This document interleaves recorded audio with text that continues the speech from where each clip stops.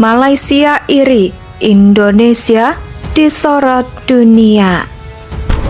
Presiden Jokowi sedar tentang keperluan membangunkan Indonesia, dan dia memerhatikan tentang politik, bukan saja politik tapi economic growth.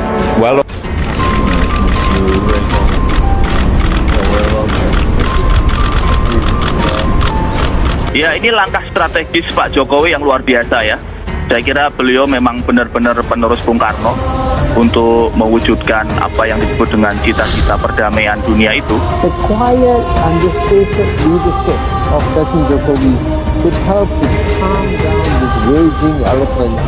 Walaupun masih sangat sulit dicapai, saya tetap sampaikan pentingnya penyelesaian damai dan spirit perdamaian tidak boleh pernah luntur. Dalam kaitan ini saya menawarkan diri untuk membawa pesan dari Presiden Zelensky untuk Presiden Putin yang akan saya temui segera. Saya berpendapat bahawa dia membawa satu pemikiran yang baru, yang tidak sama dengan yang lain. Indonesia sejak dulu kala tetap dipuja-puja bangsa. Kunjungan Presiden ini menunjukkan kepedulian terhadap isu kemanusiaan, mencoba memberikan kontribusi untuk menangani krisis pangan yang diakibatkan karena perang dan dampaknya dirasakan oleh semua negara.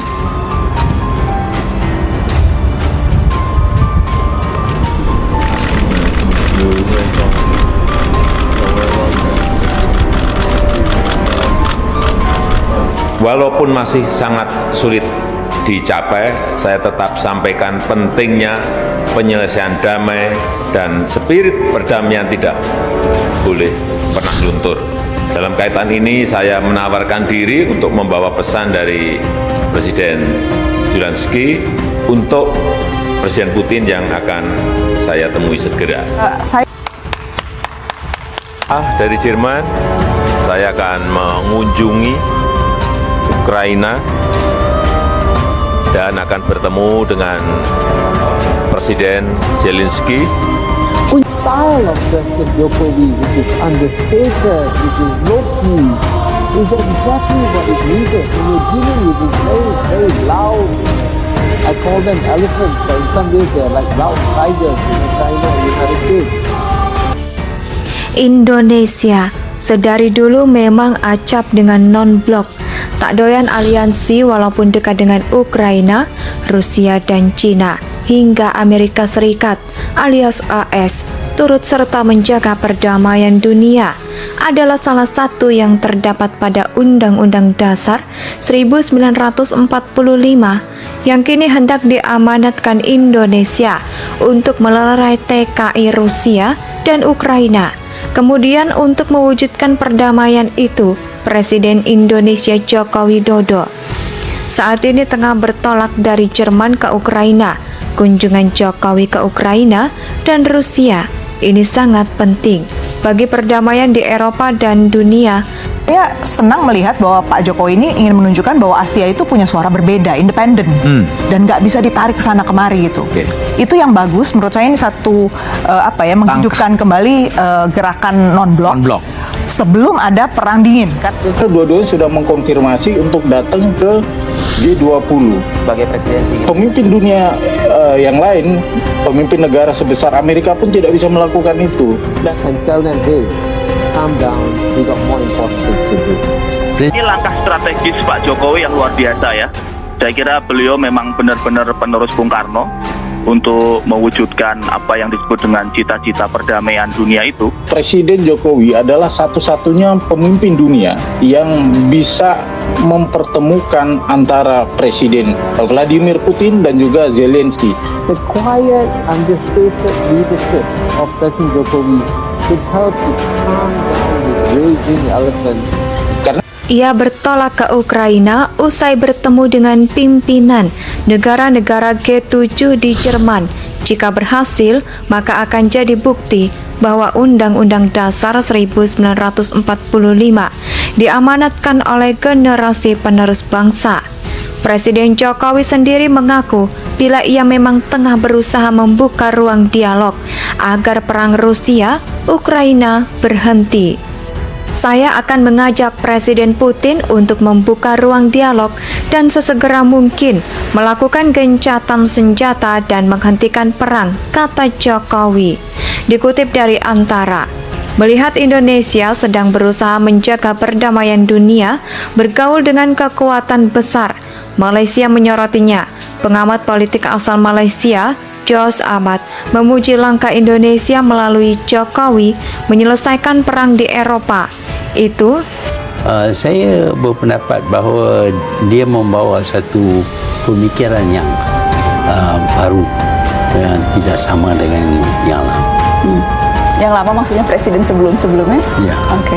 Jadi saya kira ini langkah yang sangat bagus, akan menjadi legacy yang luar biasa, akan dikenang oleh anak cucu kita bahwa Indonesia, sebuah negara di Asia Tenggara, juga berkontribusi positif dalam rangka mendamaikan dua pihak yang sedang berseteru di Eropa.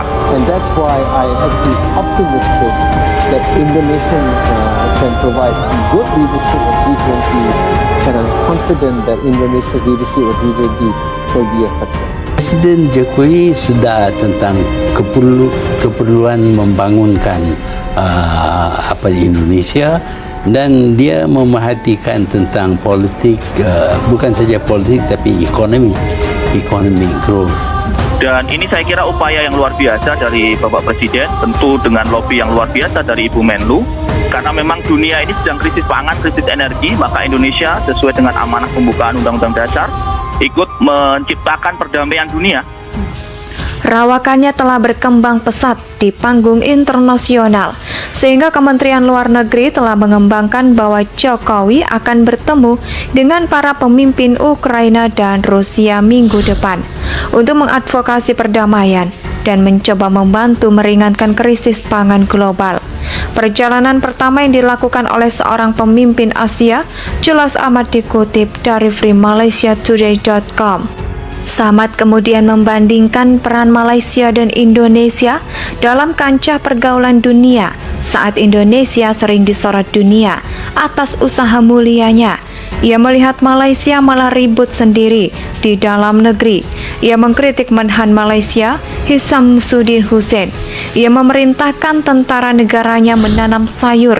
Menteri Pertahanan Hishammuddin Hussein sedang mempertimbangkan untuk mendirikan kebun sayur dan kem-kem tentara di seluruh negeri di tengah kenaikan harga dan untuk memastikan keberlanjutan pangan. Peran keamanan nasional Kementerian Pertahanan saat ini termasuk ketahanan pangan yang sangat mengagumkan.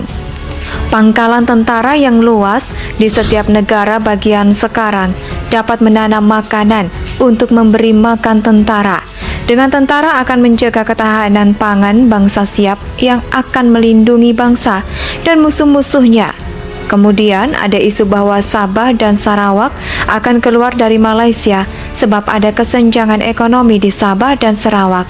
Dengan semenanjung Malaysia, Menteri Urusan Sabah dan Sarawak telah pergi ke arsip London untuk memeriksa dokumen-dokumen yang berkaitan dengan perjanjian Malaysia.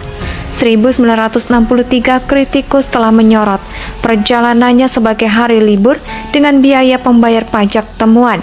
Apapun hanya akan berguna jika Sabah berencana keluar dari Malaysia.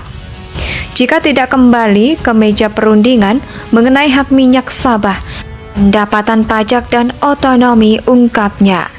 Jos Ahmad berat hati harus mengakui jika Malaysia saat ini dijauhi para pemimpin dunia tak menarik di mata negara besar. Malaysia hampir menjadi negara varia, dijauhi oleh investor dan pemimpin dunia setelah ekonomi Asia kita berada di anak tangga yang lebih rendah dari urutan kekuasaan, jelasnya. Ini langkah strategis Pak Jokowi yang luar biasa ya. Saya kira beliau memang benar-benar penerus Bung Karno untuk mewujudkan apa yang disebut dengan cita-cita perdamaian dunia itu. Presiden